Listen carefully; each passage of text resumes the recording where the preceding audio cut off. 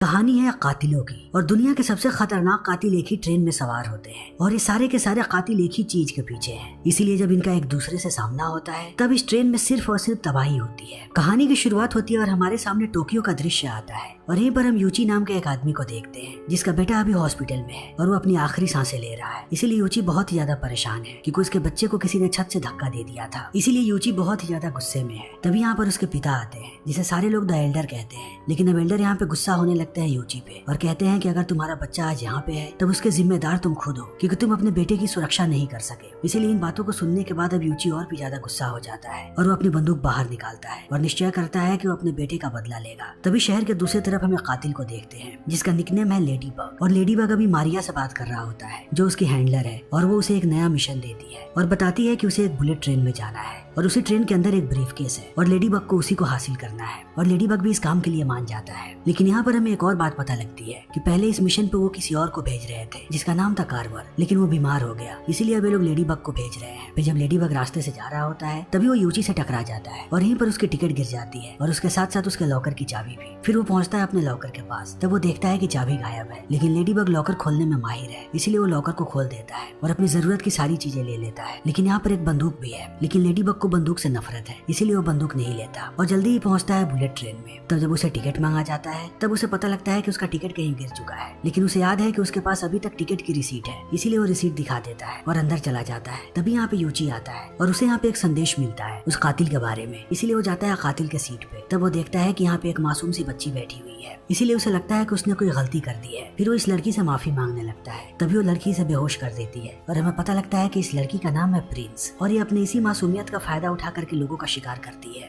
तभी हम lady bug को देखते हैं जो मारिया से बात करता हुआ अंदर जाता है और जल्दी ही उसे ब्रीफकेस भी मिल जाता है जिसपे वैसा ही स्टिकर लगा है जैसा स्टिकर उसे मारिया ने बताया है। इसीलिए वो ब्रीफकेस को ले लेता है, लेकिन उसे ये बात पता नहीं है कि इस ब्रीफकेस को यहाँ पे किसने रखा है। इस ब्रीफकेस को यहाँ पे दो भाइयों ने रखा है और वो दोनों कातिल है। उनका नाम है लेमन और टेंजरीन, लेकिन इनके पास ब्रीफकेस के अलावा और भी कुछ है और वो है व्हाइट डेथ का बेटा। और व्हाइट डेथ यहाँ का सबसे बड़ा क्रिमिनल है, उसके खिलाफ कोई भी नहीं जा सकता और किसी ने उसके बेटे को किडनैप कर लिया था। इसीलिए व्हाइट डेथ ने हायर किया लेमन और टेंजरीन को ताकि वो रैंसम के पैसे लेकर के जाएं और उसके बेटे को छुड़ाएं। फिर इन लोगों ने ऐसा ही किया, ये वहाँ पे गए और सारे के सारे किडनैपर्स को मार दिया और अब इनके पास व्हाइट डेथ का बेटा भी है और उसके साथ साथ वो ब्रीफकेस भी है। लेकिन इनकी हैंडलर इन्हें बार बार कॉल करती है और पूछती रहती है कि क्या सब कुछ ठीक चल रहा है। तब टेंजरीन यहाँ पे लेमन को कहता है कि वो जाकर के ब्रीफकेस चेक करे, लेकिन जब ये लोग ब्रीफकेस चेक करते हैं तब इन्हें पता लगता है कि ब्रीफकेस गायब हो चुका है। इसीलिए टेंजरीन परेशान होने लगता है। तब लेमन उसे कहता है कि परेशान होने की जरूरत नहीं है, हमारे लिए सबसे ज्यादा जरूरी है कि हम उसके बेटे को पहुंचाएं व्हाइट डेथ के पास। तब टेंजरीन कहता है कि तुम्हें शायद कहानी नहीं पता और इतना कहने के बाद वो व्हाइट डेथ की कहानी सुनाना शुरू करता है और कहता है कि एक वक्त में जापान का सबसे खतरनाक माफिया हुआ करता था मिनेगुशु, लेकिन एक दिन उसके पास एक रशियन माफिया आया जिसने अपनी ताकत से उसे चकाचौंध कर दिया और उसने उसका विश्वास जीत लिया और बन गया मिनेगुशु का सबसे खास आदमी। लेकिन मिनेगुशु के साथी उसे बार बार समझाते रहे कि आदमी बिल्कुल भी विश्वास लायक नहीं है, लेकिन उसने किसी की भी नहीं सुनी। तब एक दिन व्हाइट डेथ ने अपना कमाल दिखाया और उसने मिनेगुशु के पूरे परिवार को खत्म कर दिया और बन गया यहाँ का सबसे बड़ा माफिया। और समय ऐसे ही बीतने लगा और अभी व्हाइट डेथ दुनिया का सबसे खतरनाक आदमी है और उससे कोई भी पंगा नहीं लेता। लेकिन हाल ही में एक एक्सीडेंट में उसने अपनी पत्नी को खो दिया, तो अब उसके पास सिर्फ उसका बेटा जिंदा बचा है। इसीलिए उसने ये काम हमें दिया है क्योंकि व्हाइट डेथ अब अपने घर से बिल्कुल भी बाहर नहीं निकलता और उसने हमें ये काम इसलिए दिया क्योंकि बोलिविया में हमने बहुत ही खतरनाक काम किया था, इसीलिए अब हमें इस काम को भी पूरा करना है। और इतना कहने के बाद ये दोनों अपने सीट पे वापस चले आते हैं। तभी वो देखते हैं कि व्हाइट डेथ के बेटे को किसी ने मार दिया है और इसे बहुत ही दर्दनाक मौत मारी है, इसीलिए अब ये दोनों परेशान होने लगते हैं। तभी हम प्रिंस को देखते हैं और अब यूची भी होश में आ गया है, लेकिन अब प्रिंस ने उसके बंदूक पे अपना खिलौना लगा दिया है और वो यूची को ये भी बताती है कि जिस हॉस्पिटल में उसका बेटा है वहाँ पर उसने एक कातिल को छोड़ रखा है, तो अगर प्रिंस को कुछ भी हुआ तब वो आदमी उसके बेटे को मार देगा। फिर यूची पूछता है कि आखिर प्रिंस चाहती क्या है। तब यूची कहता है कि मुझे पता है कि तुम व्हाइट डेथ के लिए काम किया करते थे और तुमने ये ब्रीफकेस ला करके दिया था उन लोगों को, इसीलिए मैं ब्रीफकेस का पीछा करने लगी ताकि मैं व्हाइट डेथ तक पहुंच सकूं और मैं ये चाहती हूँ कि मेरे लिए तुम व्हाइट डेथ को मारो। तभी हम लेडी बग को देखते हैं जो अब इस ट्रेन से उतरने की कोशिश कर रहा है, लेकिन वो जैसे ही गेट को खोलता है वो अपने सामने एक और कातिल को पाता है जिसका नाम है उल्फ। और उल्फ एक बहुत ही बेहतरीन मैक्सिकन कातिल है, लेकिन जिस दिन उसकी शादी होने वाली थी तभी उसका ड्रिंक गिर गया उसके ड्रेस पे, इसीलिए उसने ड्रिंक को नहीं पिया और जाकर के अपने आप की सफाई करने लगा। तब थोड़ी देर के बाद उसने देखा कि जिसने भी उस ड्रिंक को पिया है उन सारे लोगों की बहुत ही दर्दनाक मौत हो रही है और यहीं पर उसकी गर्लफ्रेंड की भी मौत हो जाती है। तब से उल्फ पागल हो गया और उसने निश्चय किया कि वो अपनी गर्लफ्रेंड के मौत का बदला लेगा। तब तब उसे पता लगा कि जिस कातिल ने उसकी गर्लफ्रेंड को मारा है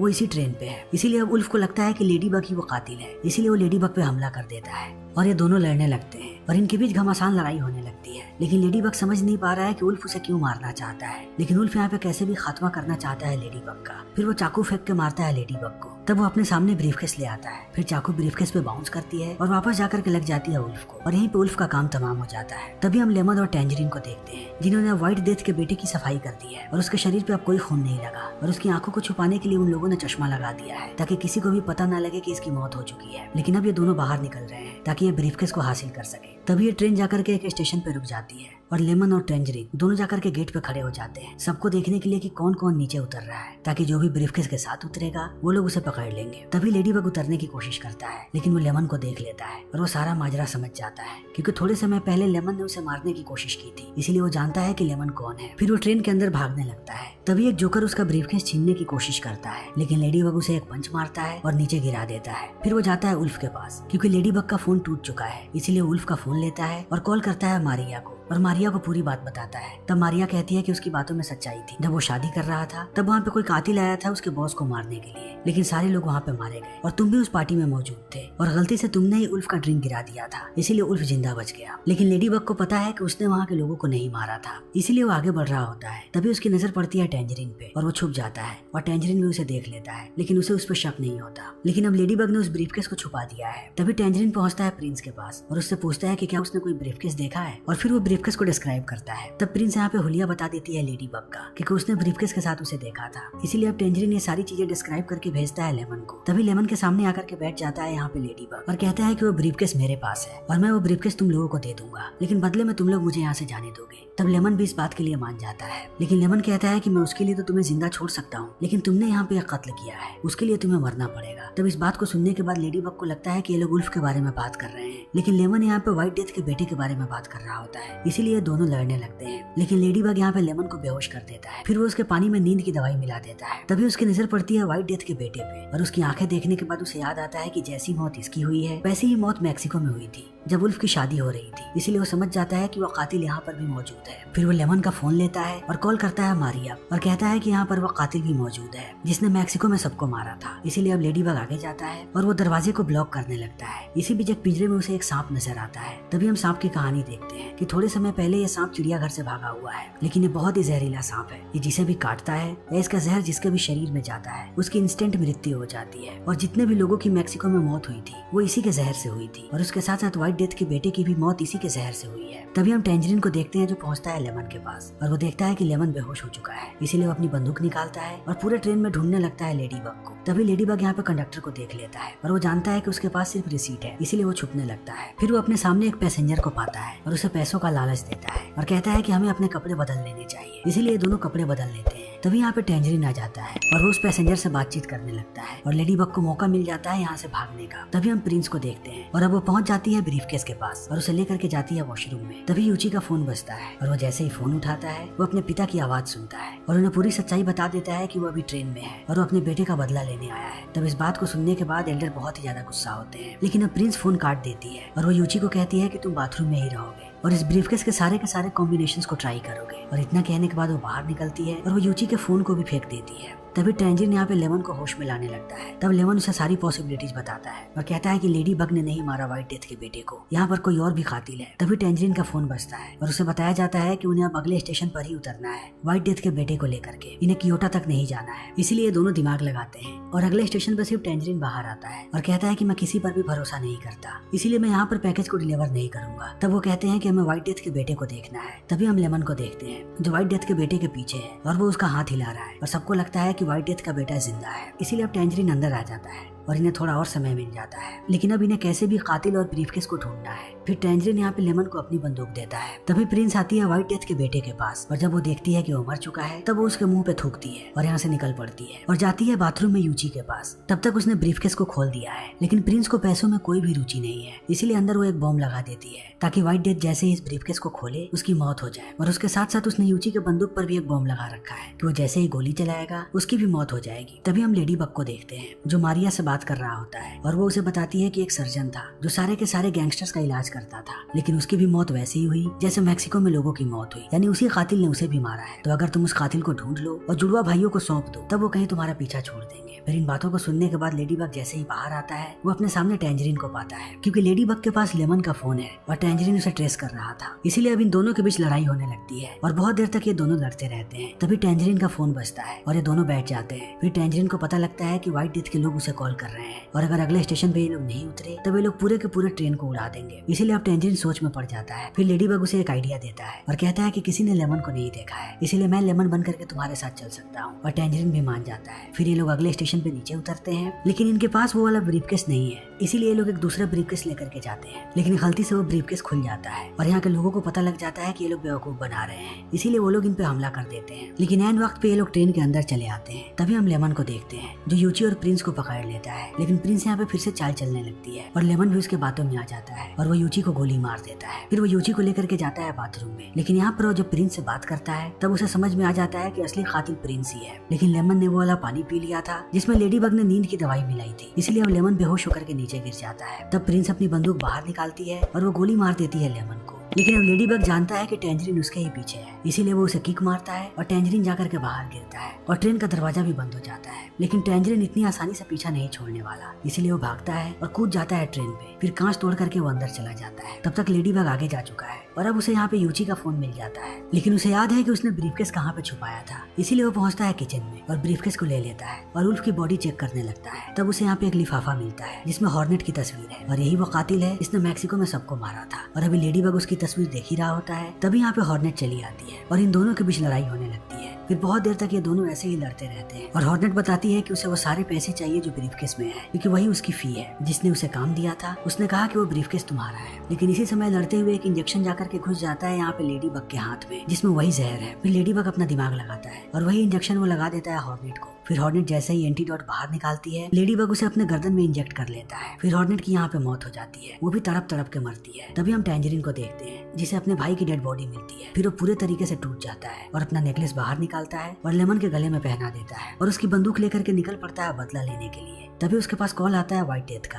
तो वो व्हाइट डेथ को भी चैलेंज करता है और कहता है कि अगर तुम्हारे में हिम्मत है तो आखिरी स्टेशन पे आओ, ऐसे कायरो की तरह घर पे रहना बंद करो। तो व्हाइट डेथ बताता है कि अब इस ट्रेन में सिर्फ और सिर्फ कातिल भरे पड़े हैं, क्योंकि सारे लोग पहले ही उतर चुके हैं। मैंने इस ट्रेन की सारी टिकटें खरीद ली थी, इसीलिए अब जल्दी ही मैं तुम्हारे पास आ रहा हूँ। फिर टैंजरीन आगे बढ़ने लगता है, तभी वो अपने सामने प्रिंस को पाता है और अब प्रिंस फिर से एक कहानी बनाने लगती है और टैंजरीन उस पर भरोसा कर लेता है। लेकिन जब प्रिंस आगे जाती है तब टैंजरीन उसके पीठ पे एक स्टिकर देखता है और वो समझ जाता है कि लेमन ने इस स्टिकर को लगाया है और इसका मतलब है डीजल, और डीजल का मतलब है कातिल। इसीलिए अब टैंजरीन प्रिंस को मारने के लिए तैयार हो जाता है। तभी यहाँ पे लेडी बग आ जाता है और प्रिंस उससे मदद मांगने लगती है रो रो के, इसीलिए लेडी बग यहाँ पे लड़ने लगता है टैंजरीन से। तब टैंजरीन उसे बार बार समझाने की कोशिश करता है, लेकिन टैंजरीन के हाथ में जो बंदूक है उसमें प्रिंस ने पहले से ही बॉम्ब लगा दिया है, इसलिए जैसे ही टैंजरीन गोली चलाता है यहीं पर उसकी मौत हो जाती है और लेडी बग कहता है कि वो बचाएगा प्रिंस को। फिर ये लोग अगले स्टेशन पे उतरने लगते हैं, लेकिन प्रिंस नहीं उतरना चाहती, इसीलिए वो जानबूझ के अपने बैग को फंसा देती है एक सीट में और बैग छुड़ाने लगती है। और इस चीज को देखने के बाद अब लेडी बग भी वापस आ जाता है और वो नीचे नहीं उतर पाता। तभी हम देखते हैं कि अब इस ट्रेन में एल्डर भी चढ़ चुका है, क्योंकि वो अपने बेटे के फोन को ट्रेस कर रहा था और उसे ट्रेस करता हुआ वो पहुंचता है लेडी बग के पास। लेकिन वो जैसे ही प्रिंस की आवाज सुनता है वो उसे पहचान जाता है, क्योंकि जब वो अपने बेटे से बात कर रहा था तब उसने उसकी आवाज सुनी थी, इसीलिए वो यहाँ पे बैठ जाता है। और अब लेडी बग इससे बात करता है और जब उसे शक होता है तब वो बंदूक निकालने की कोशिश करता है, लेकिन वो सांप उसी बैग में छुपा हुआ है, इसीलिए वो काट लेता है लेडी बग। तब लेडी बग भाग करके जाता है वॉशरूम में और वो कमोड में सांप को बंद कर देता है। लेकिन लेडी बग अभी भी जिंदा है, क्योंकि थोड़े समय पहले ही उसने एंटीडोट लिया था और वो एंटीडोट अभी तक काम कर रहा है। लेकिन अब एल्डर को सच्चाई पता है प्रिंस की, इसीलिए वो कहता है कि तुम मेरे पोते का कुछ नहीं बिगाड़ सकती। तुमने भले ही उसे छत से धक्का दिया था, लेकिन मैंने एक बॉडीगार्ड को छोड़ा था हॉस्पिटल में जो तुम्हारे आदमी को कब का मार चुकी है। तब प्रिंस बताती है कि मैंने ये सब कुछ जानबूझ के किया था ताकि मैं यूची के हाथों मरवा सकूं व्हाइट डेथ को। फिर इतना कहने के बाद वो चली जाती है दूसरी कंपार्टमेंट में। तभी यहाँ पे लेडी बग आ जाता है और एवेंडर उसे कहानी सुनाना शुरू करता है कि वो मिनीगिशु का सबसे खास आदमी हुआ करता था और वो बार बार उसे आगाह करता था व्हाइट डेथ को लेकर के, लेकिन उसने कभी उसकी बात नहीं सुनी। और एक दिन व्हाइट डेथ ने सबको मार दिया, लेकिन एल्डर जिंदा बच गया। वो घायल था